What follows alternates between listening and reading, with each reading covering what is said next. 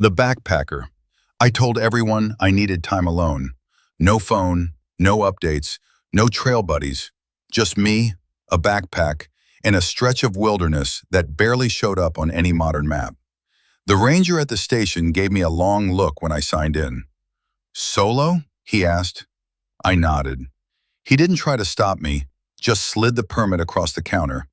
But as I left, I caught him watching me through the window longer than necessary. The trail started off normal enough. Narrow path, thick trees, the kind of quiet that feels natural.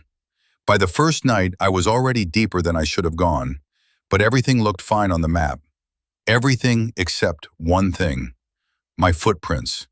They were always there, but sometimes there were more than mine.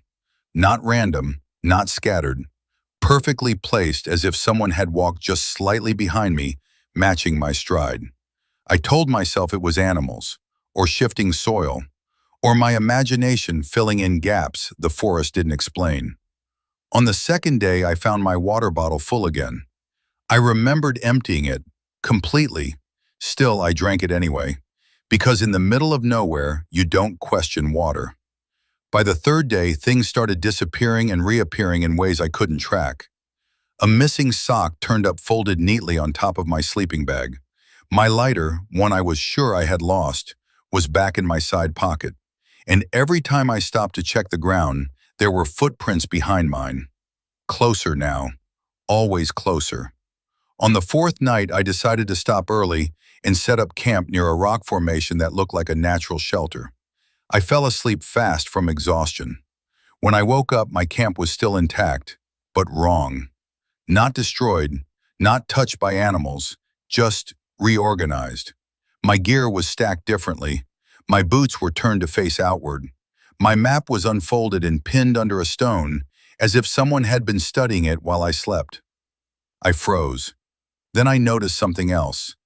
Another set of footprints circling my tent. Not arriving, not leaving, just circling. On the fifth day, I left the trail completely. I pushed through thick forest, convinced I was being followed, trying to shake whatever pattern was forming behind me.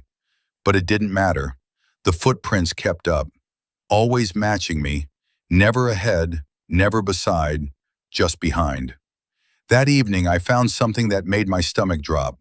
A small clearing, and in it, my camp, exactly as I had left it the night before. Tent, fire pit, gear, everything. Except I was already there, sitting beside the fire, arranging food, calm, focused, like I had been waiting. I stepped backward without thinking, branches snapping under my feet. The version of me at the camp didn't look up right away. It kept working, methodical, like it knew I was there but didn't consider it important. Then it finally turned its head and smiled like I was the one who was late. I ran. I don't know how long I ran. The forest blurred into itself. Trees, rocks, steep ground, all the same panic-shaped tunnel. Eventually, I broke out of the woods and saw it. A road, then a town. Real buildings, real lights, real people. Safety. I slowed down, breath shaking, trying to convince myself it was over.